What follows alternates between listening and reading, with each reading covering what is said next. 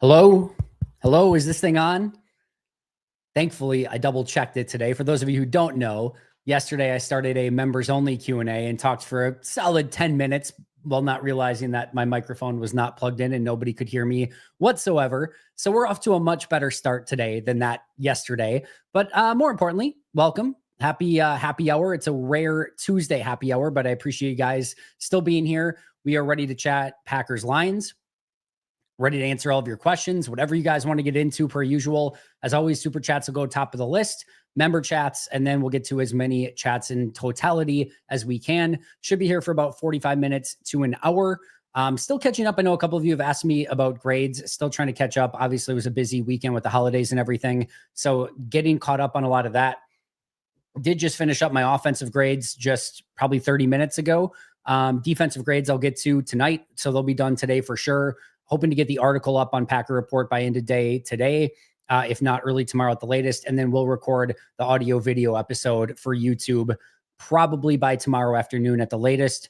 Already recorded with Paul Brettel for tomorrow. That's going to be a great episode, so you can look forward to that. That'll be up later today for members, and then again for everyone else tomorrow at 5 a.m. And then tomorrow we also have Pack-A-Day Live. And then on Thursday, we'll do a pregame show right around this time frame, I think 3 or 4 p.m., somewhere in that range. And then Packers Lions, if you're interested in that sort of thing. And then, of course, right after that, we'll do a live post-game show as well. So lots of stuff coming up in the next 2-3 days. So it should be a ton of fun. And then we'll start the entire cycle over and it'll all be amazing. And before you know it, it'll be Packers Seahawks. All right, let's get to some chats right away. I will get to Troy's first since he was in here at 11:06 this morning. How do you grade Christian Watson on the play where he broke up the almost interception? Yeah, I definitely graded him as a positive on that play. So there's a variety of things that you would look for in that situation. First of all, the route that he ran on the play, he would be graded on that. And then he obviously doesn't have an opportunity to do any sort of catch or run after the catch on the play. So he's not graded on those two things. But then you also have like effort grades, right? So if there is a player that is blocking downfield on a play or hustles after a play, or in this case, breaks up an interception, there would absolutely be a positive grade for something like that. So I'd have to go back and look at it. I can't recall. I think his route on that one was a neutral grade, but I'd have to go back and look at it for sure. And then he did gain a positive for breaking up the pass, which could have been an interception, right? So he does have a couple of positive grades in there the last couple of weeks for breaking up some potential would-be interceptions. By the way, I actually need to clarify this because I have not checked this, but Bill Huber made me aware of this, and I want to check it right now before I say it. Now, PFF is a little bit different. He's right. This is absolutely insane. This is absolutely insane. Eric Stokes. Now, I know he's had some time off, injured and stuff like that. He's played 800, 889, 989, 999 snaps. 999 snaps over the past 3 seasons combined. 412 this year, 110 last year, 477 in 2022. 999 snaps, if I'm doing that. Yeah, 999 snaps over the past 3 years. He does not have a single pass breakup in those 999 snaps. Not a single one. How is that like that? You should accidentally luck into a pass breakup. Like you're running with the receiver and the quarterback drills you in the back of the head, pass breakup, something. 999 snaps. And Eric Stokes has 0 pass breakups. Christian Watson has 2 in the past 2 weeks. Kudos to Bill Huber for bringing that to my attention. I was unaware. His last pass breakup was his rookie season. That's insane. That's absolutely freaking insane. He has no interceptions, no pass breakups. His quarterback rating allowed when targeted in 2022, 125.8, in 2023, 152.9, and in 2024 so far, 106.3. He's allowed 6 touchdowns in that time frame, no interceptions, no pass breakups. Whew. I didn't even realize. Like, I knew he was like not playing well. Obviously, he's my lowest graded player on the season, yada, yada, yada. Like, we've been through that. He was brutal in 2022 before going down with the injury, bad coming back from injury last year, bad this year. Like, we know, right? But like, I didn't even look at it statistically. So Christian Watson, 2 pass breakups in the past 2 weeks. Eric Stokes, none since his rookie season. Unbelievable. Andy let me state first that I want Green Bay to win every remaining game possible and push for the 1 seed, but is it the worst thing in the world to finish as the 5-6 seed and take your chances and potentially get a third place schedule for next year when 25 was always the year that Green? No. John, I thought you were going to go in a totally different direction here and say like maybe they have a lesson to learn this season by taking a loss the remainder of this year. Like what are the odds they go after the bye week undefeated and then go undefeated in the playoffs and win a Super Bowl? So is it better to get one of those losses out of the way now? Like I can understand any of that sort of thinking, but John, no, in no way are you thinking like it would be better to get the number 3 seed so that you have a slightly easier. You don't even know what teams are going to look like next year, right? Like you could end up having all of the number 3 seeds next year ended up with the best teams next year because the roster turnover is so great year in, year out. So no, that is some next gen thinking, if you will. But no, I don't think that is one that you want to bite off because you never know what teams are going to look like the following year. You don't know what your team's going to look like. Jordan Love could have an injury in preseason next year or week 1 and lose for a period of time. And I mean, granted, Malik Willis will just come in and win all the games anyway, but you get my point. You don't know what rosters are going to look like next year. You play for right here, right now, and you figure out the rest later. All right, 9 years since the Motown Miracle. Do you get annoyed with Lions fans whining about the face mask penalty? They conveniently forget the previous play before that was a missed PI call. No, I don't even think about the face mask penalty. You know, it would be like, I guess to some extent, right? You know, we can relate in a large way because if you go back to the Arizona playoff game where Aaron Rodgers was face masked as he fumbled and kind of kicked it up and it was caught in return for a touchdown, right? Shit happens. Like that's the easiest way I can put it. Like, you know what? We're pretty ticked off about some of those calls, like that game in Arizona where Rodgers gets his face mask tugged and it's a pick 6 for a touchdown. Still think that should be a punt return for a touchdown since technically it went off of Aaron Rodgers' foot. But I digress. It still is I don't know if it's a pick 6. I think it's a fumble, technically fumble kicked up and recovered for a touchdown, but face mask on that play. So we can relate, Detroit fans, but you know what? All that's going to matter at the end of the day is that Arizona got that win and they got the big fumble return for a touchdown and the face mask was not called. Jerry Rice's fumble was supposed to be a fumble. It was not. It was not supposed to be a Hail Mary. It was maybe supposed to be a face mask before the Hail Mary. You live with these things. It's going to happen. It's an imperfect game and you take the big moments when you get them. And so no apologies needed to Detroit Lions fans. These things happen and you live with it and you don't apologize for it. That's for sure. If it was called correctly, it would have put Green Bay within field goal range down by 2 points for the win either way. Yeah, potentially. Andy Jay Western, good to see you, buddy. This will be a good measuring stick in general to see where Green Bay is. Pass rush, pass run, protect, although running game might not be since Detroit is banged up along their D-line.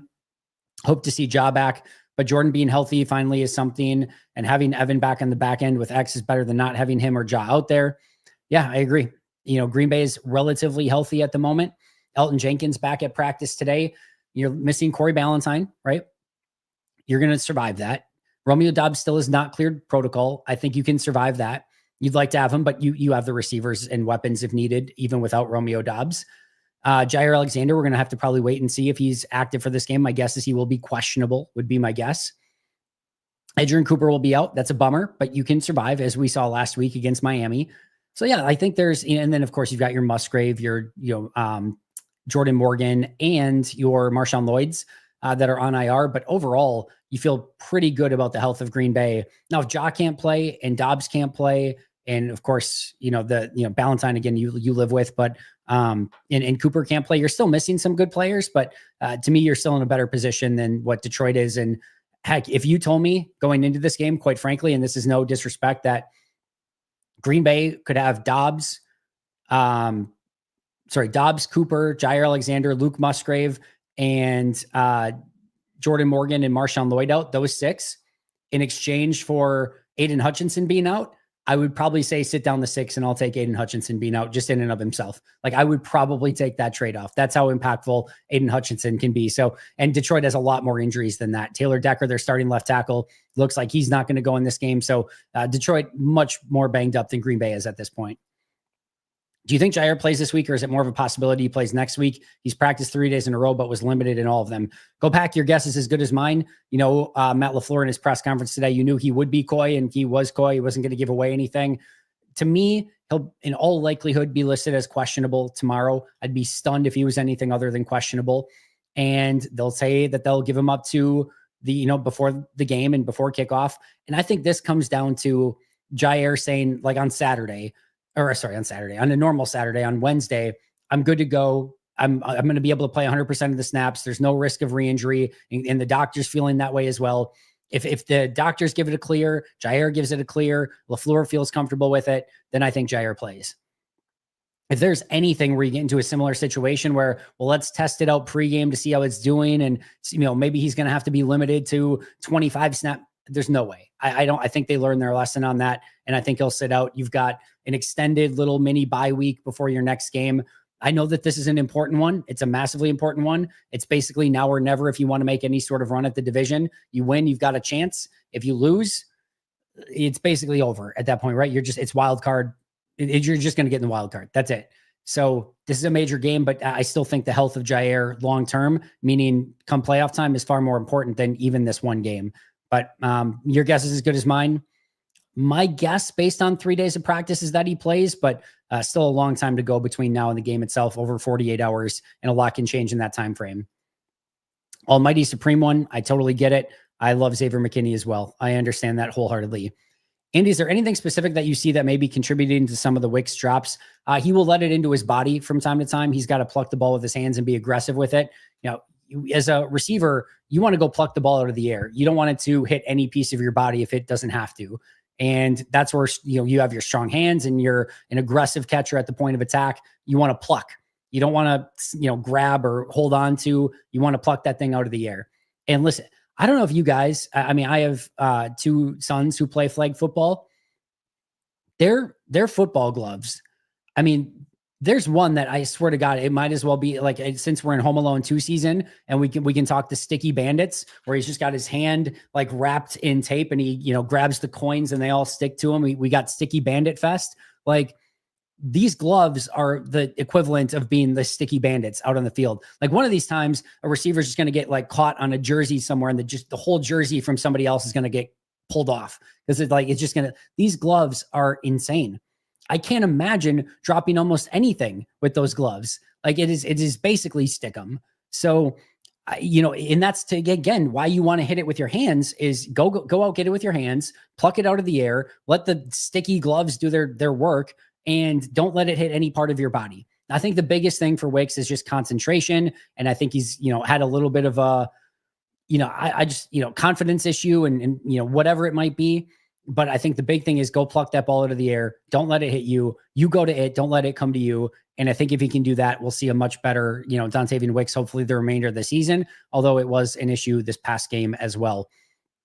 Wicks, outside of that one drop, though, was phenomenal in that game. His route running, again, was fantastic. His run blocking was fantastic. His blocking overall was fantastic. Like, everything else in that game was A+ stuff from Dontavian Wicks. Just catch the ball, Dontavian. Like, it's so crazy. If he just gets that one thing down, you're talking about, I like legitimately think he can be one of, like, a really, really, really, really good wide receiver. I don't want to put any ceiling or floor on it, but like a legitimately great wide receiver. Just catch the ball. It seems so simple. And you've got gloves that, again, stick to anything. So hopefully you can get that figured out, but I'm certainly cheering for him. I know that much. What are your thoughts on the seeding process for the playoffs with the NFC North having 3 strong teams this year? Is it a bummer that 2? Yeah, absolutely. It's so stupid. I know a lot of people disagree with me on this. I am fine. I take it back. I'm completely fine with the division winner getting into the playoffs. No issue with that. I think you should be able to say, if you go out and you win your division, you're going to get in the playoffs. And it sucks sometimes if they're 8-9 or, something like that. It's a bummer when you have that happen. But if you win your division, you get in the playoffs. I am fine with taking that leap of faith. Rewarding a 8-9 or a 9-8 team or an 8-1 team or something like that for, with a home game, just because they had a crappy division, that doesn't sit right with me. So I am totally fine. Like, right now, let's take a look at the ESPN playoff picture.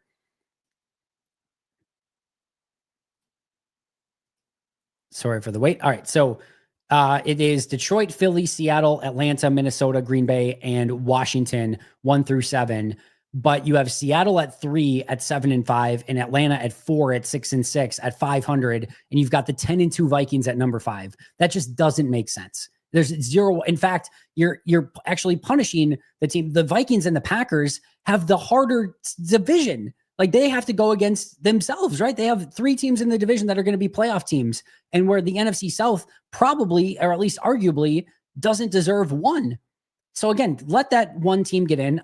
Fine with that. No issue with that. But this should be Lions 1, Eagles 2, Vikings 3. Actually, yeah, it would be Eagles 2, Vikings 3, unless Philly beat Minnesota this year.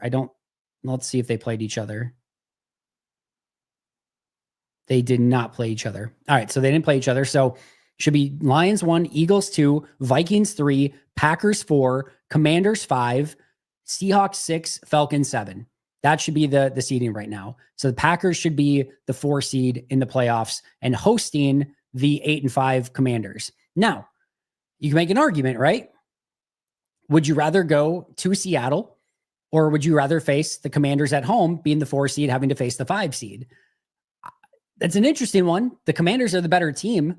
I think I'd rather play the home game against the Commanders, but I could take a strong argument of playing Seattle in Seattle instead. But I do think it should be, regardless, right? To me, it should be weighted that way. And you're also doing the number 2 seed a disservice, right? Like the Eagles, for example. If you're the number 2 seed right now, you're likely facing the Commanders. Whereas, again, like the 5 seed gets to go, the Vikings as a 5 seed get to go against the Falcons, a 4 seed. Even, yes, it has to be on the road, but you're kind of screwing some of the top teams as well. So, it's just a mess. It needs to be better. And I think that would be a very good compromise of let the division winner get in and then select your 3 wild cards, but then seed it based on the records after that. It's an easy solution. And to me, I can't fathom, and I know people have argued against me in the past of saying, hey, you win your division, you get a home game. That's as simple as that. But why? Why are you incentivizing having a crappy division? It shouldn't be. The Vikings and the Packers have had far more impressive seasons than Seattle and Atlanta have. Why are you rewarding Seattle and Atlanta for playing worse football against easier teams? It's so stupid. It is absolutely stupid. So let them in the playoffs. That's fine, but seed it the right way. And there's no way in which, if the Falcons are in that they shouldn't be the 7 seed right now. All right, enough about that. What has improved most since the last time we played Detroit? I'm assuming is the question mark there, Josh. Jordan Love's health is number 1. He was not himself in that last game at home against Detroit. The bye week, I think, really, really helped him. And I think that's number 1. I think they're playing more physical. I think the special teams is playing better. I think the defense has been pretty consistent since that point. So to me, that's the biggest difference is Jordan Love's health. I don't think there's anything even close to that. I think it's so insanely important. I think we've seen him play much better football coming out of the bye week with him being a little bit healthier, more mobile, more agile, being able to escape the pocket, looks healthy, can make every throw, arm looks great. That to me is the biggest difference. So hopefully that can help carry Green Bay a little bit more than it did obviously last time when he was not healthy. Okay. We already talked about Craig's question. That's how it hasn't always been, Craig. I think it's good. See, we disagree on this one, Ben. Hey, Andy, LVN seems to have been a lot better lately. Is it time for him to start opposite Gary and outsnap Enigbare, Cox, and Mosby? I'm cool with him being the starter opposite Rashawn and let, kind of Cox, Mosby, and Enigbare come off the bench. I don't know that it needs to change up the snap counts all that much. Rashawn should be the one. And then I kind of like the next 3 guys being in the 20 range. Now, if you want to get LVN up to maybe like 25, 26, 28, somewhere in that range, I'm cool with that. And maybe bring Enigbare down to 20 and, Cox down to 18, Mosby down to 8, something like that. I think that's fine. But I think you can make the argument for LVN as number 2 right now and be the second most snap guy. But I don't think it needs to be like all of a sudden out now LVN's playing 45 snaps. I don't think that helps anyone either. So maybe just incrementally and maybe gets that start over Enigbare, but I don't think you need to change the snap counts up all that much. Maybe just a handful here or there. What is your prediction for forcing a turnover of some kind this week? Not Jordan Love. Green Bay will force at least 1 turnover against the Lions this week. I feel very confident in that. It's tough. They take great care of the ball outside of when Jared Goff has his random 5 interception games, but I think they'll get after the quarterback a little bit more. I think they're going to be super aggressive and physical. I think they can force a fumble. I'm going to say Jamison Williams fumble in this one. Say Jamison Williams fumble, and I think that could be a game changer. I think Green Bay will take very good care of the ball in this game. Why does the offensive line try wide splits inside the 5-yard line occasionally? It's a great question, Edward. I'd have to probably go back and look at that in a little bit more detail. It probably just depends on what they're trying to do. if they're, throwing or if they're passing. And sometimes you might be playing with the opposing, psyche of the opponent too, of saying we're going to go wide split. So it's more likely to be a pass. And then you're going to try to, hit them inside with something, maybe unexpectedly. I'd have to go back and look at it a little bit closer. I know this week I saw some tighter splits, and we saw the U-Bacon formation, if you will, with Kadeem Telford against San Fran, a little bit more tighter split. So it just probably depends on the play call and what they're trying to accomplish, but might be a little bit of subterfuge and trying to get them to think it's a pass and then hit them with a run would be my guess. But I'd have to go look at that a little bit closer. All right, we left off with Edward. We'll go to Riley Angel with the super chat. Thank you so much for that, Riley. How does someone as handsome as Matt LaFleur not have a national ad campaign? Packers worried about him becoming a male model or TV star? He doesn't have anything national. I guess you're probably right. I don't think he does. He's got is it Bell and Health? I think it is, or Aurora, one of the two. I don't know which one's which. I don't even know the difference, really. He's got one of the, I think it's Bell and Health that he has in Green Bay. Is he, I think that's all he has right now. And maybe he has another one or two, but yeah, I think you're right. He doesn't have a national one, which is weird, but maybe he's not wanting to either. You never quite know. Sometimes it's easier to just do a quick local spot like here in the area and film it, in Green Bay, than go somewhere to film it somewhere else. So I don't know. I'm not sure, but I can understand the question. That's for sure. All right. Where do we leave off? I just said it beforehand.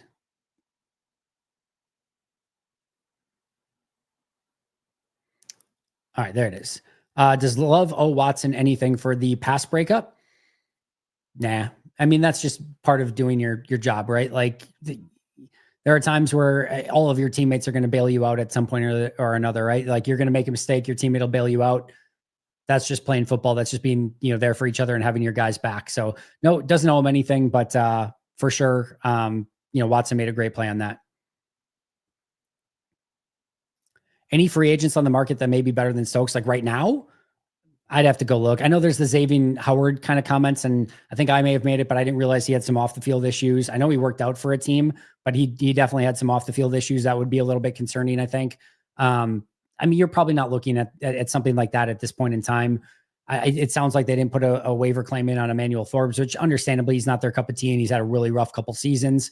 But to me, this is going to be Jaire and Nixon and Valentine and Bullard. Like those are your guys that are going to have to play. And I guess Stokes for some reason too, still splitting time with Valentine, which I can't totally figure out why, but this is your cornerback room. You're not making any significant changes on December 3rd, and they just got to figure it out and play their best football at the right time. And hopefully getting Jaire, back goes a long way in being able to play the level in the defensive backfield in the secondary that they want to. When you grade how many times you watch each play, is it 11 times per play? It depends on the play entirely. False start by an offensive lineman, just have to watch that one time. All right, saw Tucker Kraft jump off sides. That's my grade. I don't have to grade anything else on the play. On those little plays where you so if it's the run option inside and they throw, or like not even necessarily the ones where it's a run option on the inside, because you still kind of want to grade a little bit of what's going on in case they do hand the ball off, right?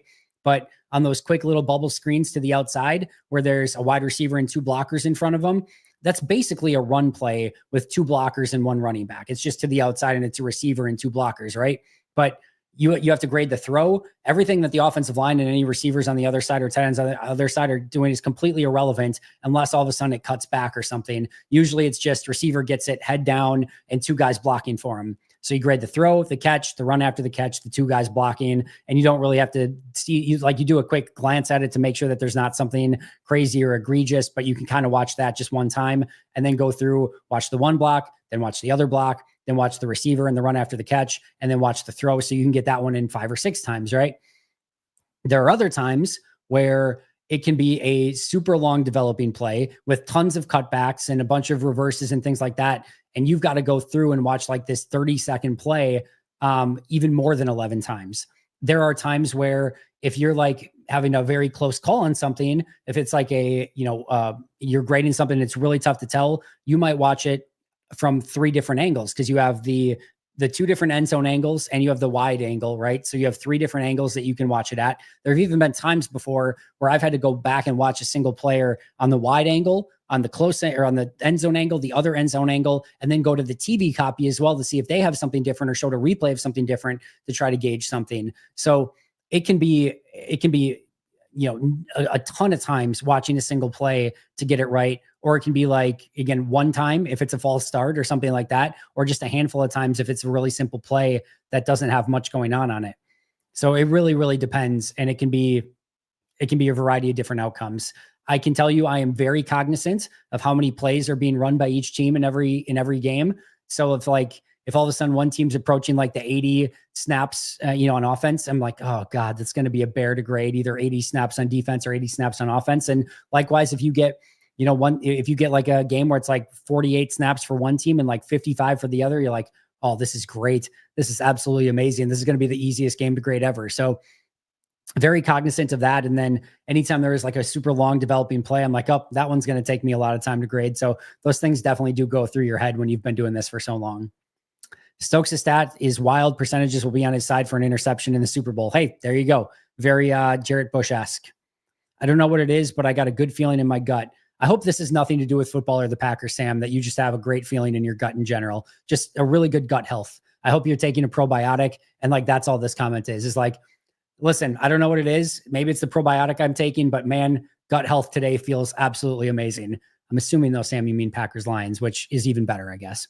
With all the injuries to the Lions defensive line, I think the Pack has a chance to really control the line of scrimmage and the clock with the run game. 27-24 Packers. Ben, I will take that. I am very interested to see what this Packers offensive line can do against the Lions defensive line. I think Green Bay is going to come out in all phases playing very physical football, trying to show that they can be the more physical team than Detroit. Detroit's banged up on the offensive line. They're banged up on the defensive line. I think Green Bay is going to want to win in the trenches in this game, and I think they will win in the trenches this game. That's why I am liking Green Bay in this one as well, Ben.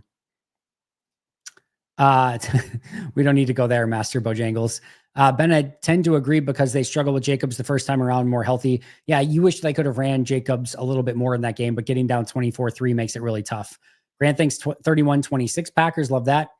I worry players are overconfident. Don't get me wrong. Confidence and playing hard are essential, but heavens, please don't let off the gas. Yeah, I think, they went down 28-0 to Minnesota, 24-3 to Detroit, and 14-9 to Chicago, something like that. 13-7. I don't know, whatever. It was like a 6-point deficit. They were down in all three of those games in the NFC North. Like they know that they have started very, very slow against NFC North opponents so far. They're not going to come out slow. They're going to come out all guns a-blazing. And I think it's going to be an all gas, no break game. So I don't think there's an overconfidence. I think they recognize that they need to go out and beat Detroit. Sort of Ric Flair-esque. You want to be the man, you got to beat the man. Right now, Detroit's the man. You want to beat him, or you want to be the man, go out and beat the man. And right now, that's what Green Bay is going to try to do in this game. LVN has his best game in this one. All right, I'll take that, Grant. Josh Pascal on that defensive line. Not Ali McNeil. DJ Reader being out would be a really big loss for Detroit as well. Ryan, this is one of those ones that comes completely down to dollars and cents. If he's demanding a number one wide receiver contract, it's just a non-starter for me. If he's in that number 2 range and it's a reasonable deal for both sides and you feel like it's worthwhile, I'm having that conversation at least. I think he's an unbelievable professional. I think he takes care of his business. I think he does his job. He's a great blocker, does all the little things, run after the catch. There's things he needs to improve. I think some of the tracking down the field and some of those big play opportunities, and then, just being a little bit more consistent. And of course, the health has been an issue. I think that's where you have to get to. I think for me, with Christian Watson, I'm not even remotely making that decision right now. And I'm not having that conversation at any point next season either. I need to see him get through the remainder of this season healthy. I need to see him get through the remainder of next season healthy. And I need to see a bit more consistency week in and week out. And then if we get to that point, I'm willing to pay a little bit more at the end of that contract to say, I saw what you did the last 2 years. It was awesome. We'll pay for that. If it doesn't, if it continues to be a health issue, or just like if other players step up, if you get a good draft class at wide receiver, this year and maybe get a guy in the 3rd round that looks awesome, that can do a lot of the stuff Christian Watson does, that can factor in as well. So there's a ton of factors between now and by the time Christian Watson becomes a free agent, but I'm not even looking at that until end of next year when he becomes a free agent or is closer to it. And then we'll have those conversations at that point because there's been too many injuries and inconsistencies where I can't make that determination just quite yet. No matter the result, I'm hoping Quay looks dominant or else the last few games could be fool's gold. Yeah, I mean, that's the part about stacking success. I mean, the worst thing that you can be for a coach is inconsistent, right? You want to be, in general, kind of the same player, steady, game in and game out, so that the coach can game plan accordingly. And ideally, you're playing great and staying that game in and game out. That's why the best of the best are constantly in that tier, constantly playing amazing and showing what they can do every single week. That's why, look at TJ Watt, just making big plays every single week. Like that's what you're looking for. But consistency is key, because if you don't know if you're going to get an A or an F from a player on any play or on any given day, it makes it really hard to game plan.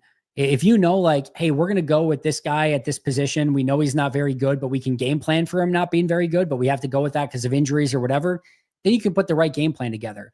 But if you're expecting a guy to go out, like if you now go out and expect Quay to be really good and you build a game plan around that, and then he doesn't play well, now it's like, ugh. And then if you do game plan around it, expecting that he's not going to play well and that you're going to have to cover for him, and he goes out and balls out, well, now you covered for him for no reason, right? So the number one thing that you can have is consistency, so the coach can game plan for you accordingly. And hopefully now Quay can stack success and be the same guy week in and week out, A, for consistency standpoint, but B, because he was really freaking good the last 2 weeks. And that would be awesome to have in the middle of the field every single week, week in and week out. Dylan, thanks for the question. Do you think Marshawn Lloyd coming back in a few weeks is being understated? A really good running back coming with fresh legs for the playoffs sounds pretty great to me. I don't think it's being understated right now unless there's a injury at running back. I don't think he gets on the field. You have a rookie running back who is going to have to get back in game shape. I mean, he hasn't played since, even when he played in the regular season, he got like 2-3 carries. Like, he got nothing, right? He's not in that full game shape yet, coming off of the appendectomy. He's going to have to, get back in game shape. And then it's like all the nuances of the offense. And the biggest thing is pass protection, right? So to me, you're not taking Jacobs, Wilson, and Brooks off the field too much for Marshawn Lloyd. Now, there's a couple different scenarios that could happen. One, an injury happens in which you need Lloyd, in which awesome that you would have him potentially if he comes back, right? Number two, you want to get him in a handful of plays here and there, which is understandable if you want to get him on the field. But even if he finds his way back in this rotation, my guess is there's no, unless again, barring some catastrophic thing, if you told me like the over under is 20 carries for Marshawn Lloyd the remainder of the season, I am pounding the under so insanely quick. So insanely quick. And then, on top of that, the only other like scenario that I could see this playing out is like if you get Packers Bears week 18 and it doesn't mean anything and he's good to go. Okay, then yes, then you could see maybe a big Marshawn Lloyd day and get some of these younger guys in the game. And it's basically an extra exhibition game at that point, right? So then you could maybe see him. But to me, this is unfortunately in all likelihood going to be a lost year. There's points in the season where after that first injury, you're like, okay, he's going to come back with fresh legs at some point. This is going to be great. And he has a second injury, then he has the appendectomy. And it's like, yeah, to me, it's just going to unfortunately be a little bit of a lost year. And I don't expect him to have any sort of significant impact the remainder of the year unless there is an injury at the position. But it's nice to potentially have that depth if something like that would happen. Jay Western, am I remembering this correct? Zadarius Smith nursed a back injury during camp, wasn't named a captain, decided to get back surgery once the season started. And I didn't get the rest of your chat, Jay Western, but yeah, so there was questions as to whether his injury was actually a legit injury or if he was holding out to be, to get a bigger contract. And then he played week 1 and then went out midway through week 1 and then sat out the remainder of the regular season with the back injury. I can't remember the surgery situation, but then came back for the first week of the playoffs, immediately had a sack, which was completely gifted to him. He didn't really do anything spectacular to get that sack, but immediately got a sack and then didn't really do anything the remainder of the game, and then played like 14 snaps and they lost that game to San Fran, and that was the end of his career. The captain thing is also true. He was not named captain. He was pissed off about it. And so he went out and got his own captain's chain and wore that around his neck. It was a weird, very bizarre, very dramaful last season in Green Bay for Zadarius. And it was very clear that both sides needed to move on. And that's exactly what happened. Something that Dobbs has excelled at, strong hands. At times, he's had some drops as of late. In fact, I think Romeo's actually been one of the bigger offenders with drops. Checking, please hold. He's got 5 drops on the season, including 1 each in his last 4 games. So he's had a drop against Jacksonville, against Detroit, against Chicago, and against San Francisco, and then did not play against Miami. So 5 drops in the season and 4 in his last 4 games. So it's been a bit more of an issue so far for him. Quay hopefully has done his film study and trusts his guts. Got to trust the gut. A lot of gut health talk today. But no, I agree. Just read your keys, make that read, and go. And play instinctual football or instinctive football. And make that initial read and just play fast. And that's what we saw the last 2 weeks. And if he can continue to do that, I think he's going to be in a really good spot. Will the Lions D still be good with all the guys that are injured? Not as good. Not anywhere near as good. I can tell you that much. To me, I didn't think they were that great. Like, they had the big pick 6. That was the big play in the game. Like, that was good. I didn't think Green Bay played well on offense, but Jordan had time to throw, and Josh Jacobs, when given opportunities, was able to run the ball. I think they're going to be able to run the ball, and I think they're going to be able to give Jordan time. I think the Packers offensive line can beat up on that Lions defensive front. So we'll have to wait and see, but I think Green Bay can put up points in this game. I really do. When he does catch them, yes, he snatches them out of the air. But again, he has had some issues with drops lately.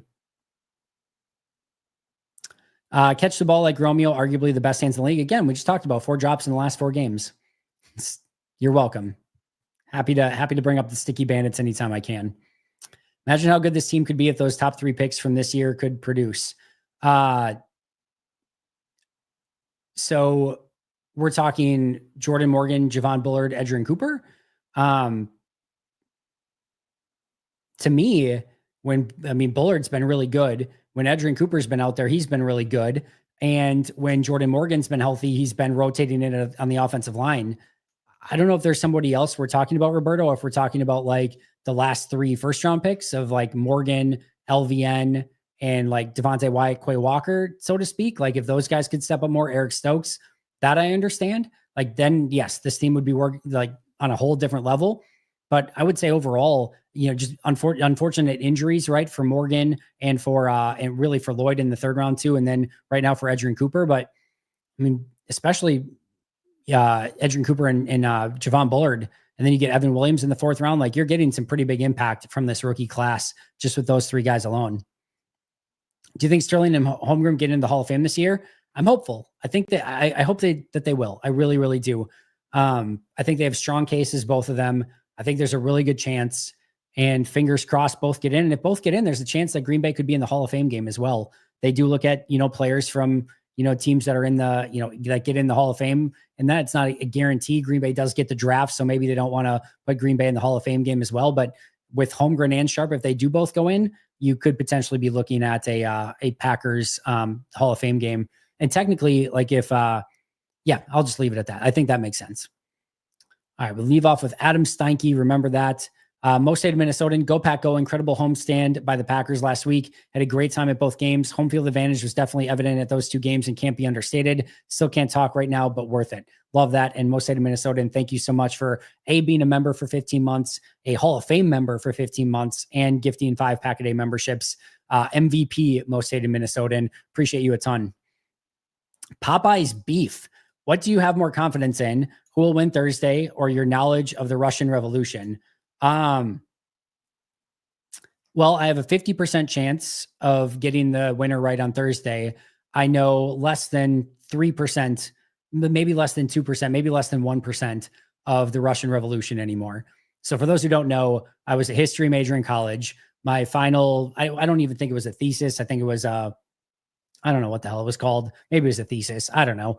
But my final big project was on the Russian Revolution. Did a ton of studies, wrote a huge paper on it. I remember there are Bolsheviks involved in some capacity.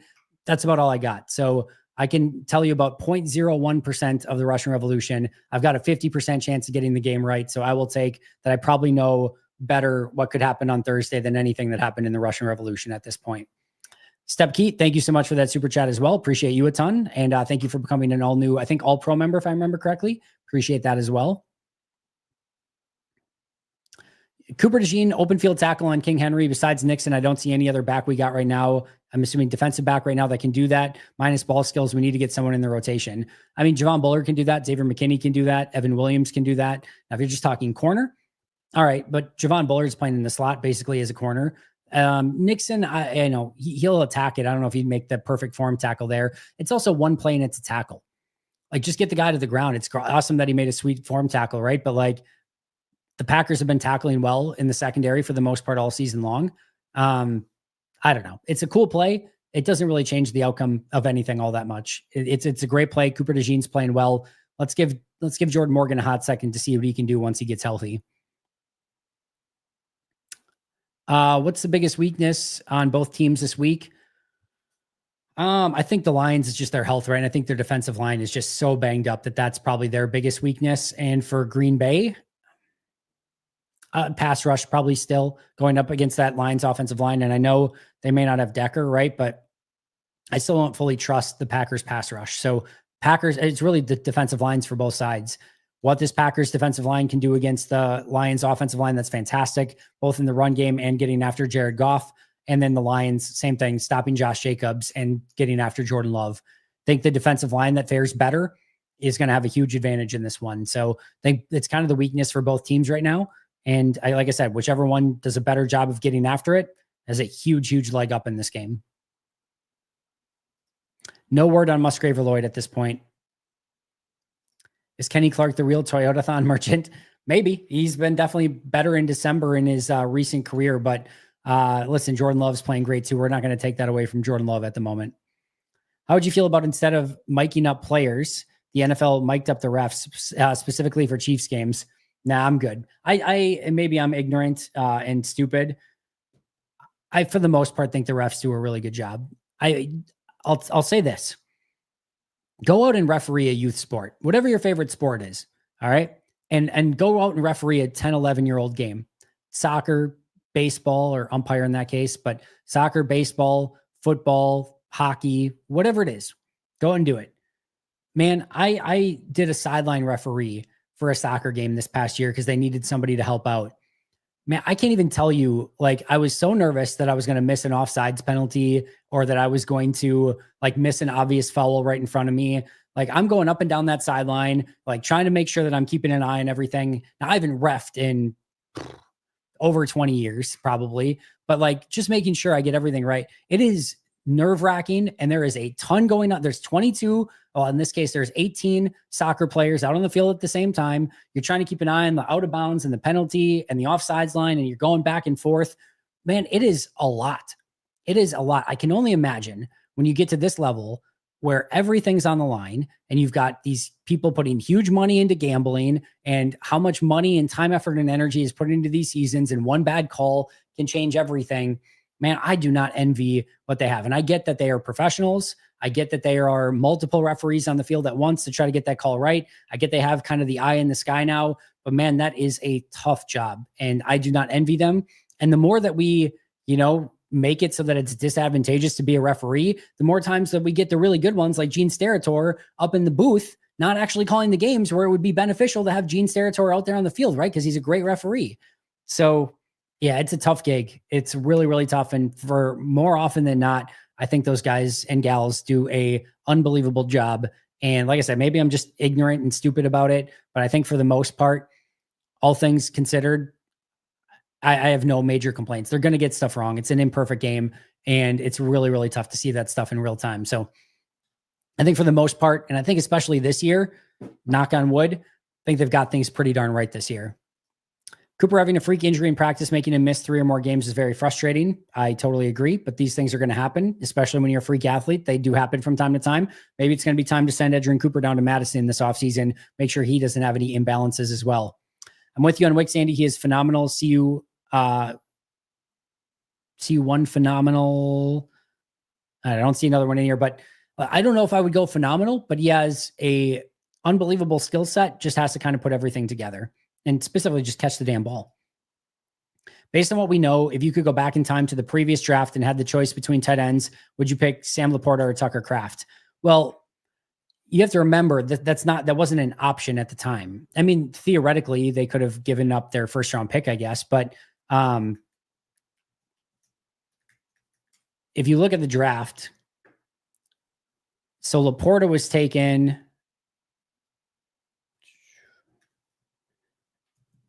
at pick 34. All right. And then Musgrave was taken at 42, and obviously Kraft wasn't taken until the third round. But I know they moved down. Where was Jaden Reed taken? Sorry, can't find Jaden Reed. Jaden Reed was taken at pick 50. So Green Bay had picks 42 and 48 in that draft and in the second round, and Laporta went 34. So they didn't have that choice. The only way that they really could have gotten Laporta is if they took him where they took LVN, or obviously in that situation moved down from LVN and took Laporta way later.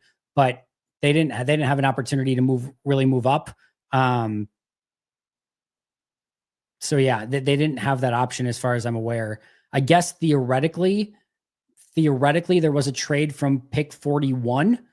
So Green Bay again had they had pick 42. So yeah, no, there wasn't really a trade up possibility. So no, it wouldn't have been a thing, but I would probably take Laporta over Kraft. But man, I'm not upset about having Tucker Kraft. He's an absolute stud, and he's really, really fun to play. Tucker Kraft was born to be a Green Bay Packer. We'll put it that way. And I'm happy that it happened the way that it did. No, I don't think so at all. I think he gives Bill a hard time sometimes with, they have a back and forth now and then, but no, I don't think that's the case. I give Bill a ton of credit for being the one that asks like the first question every single time. I will tell you a couple things, just being in that room, like being the one to ask the first question. There's a different feel about it. And I will also say this, the first question can absolutely set the tone for an entire press conference. I have seen coaches who get a bad first question, get pissy about it, and then the rest of the press conference is short answers or just not a good presser. And I've seen on the flip side, you get a good, fun question right away, and the rest of the press conference is easygoing and fun and lackadaisical and whatever. So there's actually more pressure than you think on asking that first question. You don't want to start things off with a bad question or a bad karma or bad anything where it just gets the vibe off on the wrong foot. So I give Bill a ton of credit for being the guy that basically asks the first question almost every single time. Usually it's a good back and forth with Matt. It's a nice, easy question to begin with, and it kind of gets things rolling. And it sounds weird, but it actually is very beneficial more often than not. So no, I don't think so. And again, I give Bill a ton of credit for that. Should be worried about the Lions signing Jamal Adams and Quan Alexander, who are Pro Bowlers? No, you should be very excited that Jamal Adams could potentially see time in this game. And you certainly don't worry about Quan Alexander. So no, if anything, you're beaming if those two guys get on the field, especially Jamal Adams. Agree the line of scrimmage will make the difference. That being said, Jacob should have a great day. Passing should benefit. Hopefully, they just got to keep that game close so it's not out of hand, not 24-3 deficit, so they have to get away from the run. If they can stay balanced, Green Bay is going to be in a really good spot. People say that Detroit is the best team in football. A little biased, but I think Buffalo is, and Green Bay can prove that they are better tomorrow night or Thursday night. Yeah, I think we're about to find out Buffalo and Detroit too, because don't they play next week? I think is the case as well. So we'll get a little bit of a preview of that also. That should be a really fun one. But a couple of really big games for Detroit coming up. Yes, I'm taking my Packers branded probiotics. 27-14 Green Bay. Love it, Sam. Do you think our lack of pass rush early in the season was a result of poor alignment? Recently, we've been lining up offsides an awful lot. There could be some emphasis on lining up close to the line of scrimmage. I don't think it has anything to do with it, but whatever it is, I will take the improvements. That's for sure. How important are game plans, and is it difficult to adjust mid-game if it's not working? I think they're massively important. I think if you've really dotted your I's and crossed your T's and figured out some things that you can attack, I think it really puts you ahead of the game, ahead of the curve. I talk about all the time, as an offensive coordinator and as a defensive coordinator, there should be 2 to 3 times every single game on both sides of the ball where offensively you scheme something open, whether it's like that opening run against San Francisco. That's a schemed open run right up the middle. That's going to get about 15 yards right out the chute. That's credit to Matt LaFleur. That's something they saw on tape. That's something they felt like they could execute, and they run it play one and they get 15 yards up there. Later on, you run the fun play. It's almost like a little version of the spinner series, and you get Jaden Reed out of the backfield coming up the sidelines, and you hit him on that little, you hit him up the play up the sideline on kind of like a wheel, right? That's a design play that you saw something on tape that you could take advantage of it.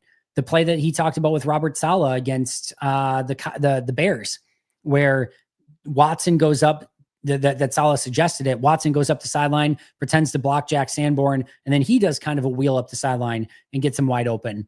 There should be 2 to 3 to 4 times, 3 on average, every single game where you're like, that was a schemed up play by the coach that they knew exactly what they were going to get, and he got a wide open look for his offense. And vice versa on defense, there should be a handful of times, at least, again, 2, 3, 4 times a game where Jeff Hafley is able to generate a pass rush or a look that's going to be advantageous for his defense, that you say that was something that they saw on tape and they schemed it up.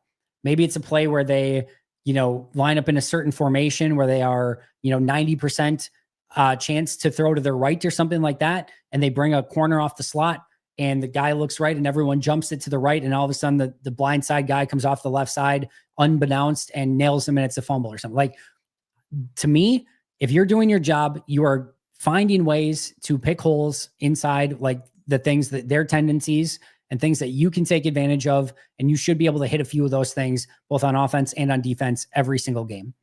And I think more often than not, Matt LaFleur and Jeff Hafley do a great job of that. And I think it's kind of what sets them apart as well, especially Matt LaFleur on the offensive side. So yeah, I absolutely think it's important. And I think Green Bay more often than not does a very good job of it. And you can make adjustments, of course. And that's not just game plan, right? Those are specific plays and play calls. But when you're game planning, you're putting those things in the game plan. You have specific red zone concepts you want to hit, and you're trying to attack tendencies of what Detroit does when they're on the field, whether it's on offense or defense. So no, I think it's a massively important aspect of the game. Andy, how's it going? Ready for a Packers win? Austin, I am always ready for a Packers win. It's going great, my friend. Thanks for being here. Save 100% to split between Hafley, McKinney, and Jacobs. What's their share of importance for newcomers this year? Oh, man. That is a freaking impossible question. Without Hafley, I don't know if McKinney is quite as successful, because I think those two fit perfectly together. And without McKinney, I don't think Hafley's quite as successful. I do think that even without Josh Jacobs, that Emmanuel Wilson and like Chris Brooks in that running game would still have some success, but nowhere near what's happening with Josh Jacobs. I'm going to go 50%. I'm going to go 40% Jacobs, 30%,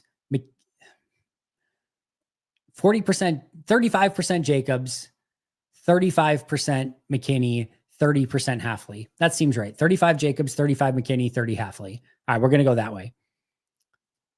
No interceptions and the Packers win. All right, Dennis, we'll quote you on that. Tulio signed me back up. Tulio, we are in. Looks like Quay will get his 5th-year option picked up and not Wyatt. I'm not quite there yet. But it's trending more in that direction. If we're doing like the New York Times needle, it's like leaning likely towards maybe Quay getting that extension. But I'll still say it's 2 games. It's 2 games. I don't want to jump to any conclusions in any major way off of 2 games, but man, did those 2 games look a whole hell of a lot different. Favorite Christmas movie? That's a great question. I am a big fan of Muppet Christmas Carol and Muppet Family Christmas. I do love both of those. Elf is definitely worth it every now and again. Like I'm not huge on Elf, but like that's one where like every few years, like Home Alone is always a classic. It might just be the initial Home Alone. So yeah, I don't know that I have like a ton of like go-to Christmas movies. But yeah, I actually, my favorite, I don't know if it's like you would consider, I guess it's a movie. It's really short, but the original Grinch is such a great one as well. So that might be the top of my list. Christmas Vacation is good as well. Taking the Lions for 16 in a pool this week, Andy, in the confidence pool. No, I'm definitely not going to do that. No, in fact, I might take the Packers pretty high this week because I have some catching up. Not that it's going to help in our league, but in my other league, I might do that because I'm in like, it's like a 90-person league and I think top 3 or 5 payout. And I'm in, I think 10th right now. So I got to get some confidence points up in that one. So I might have to be a little bit more aggressive these last few weeks and take some chances on some stuff. How important is controlling the clock against the Lions on Thursday, time of possession? Yeah, I think it's important. I don't think you want your defense on the field a ton. You don't want Detroit to control time of possession.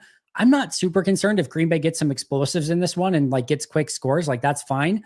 I just want to see point production. So to me, point production is bigger, but if you can keep Detroit's offense off the field and keep your offense on the field, doesn't hurt.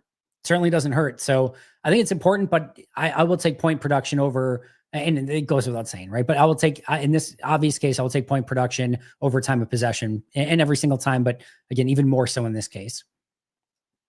Ben likes Home Alone, Santa Claus, and Polar Express. Polar Express, I think, is a bad movie.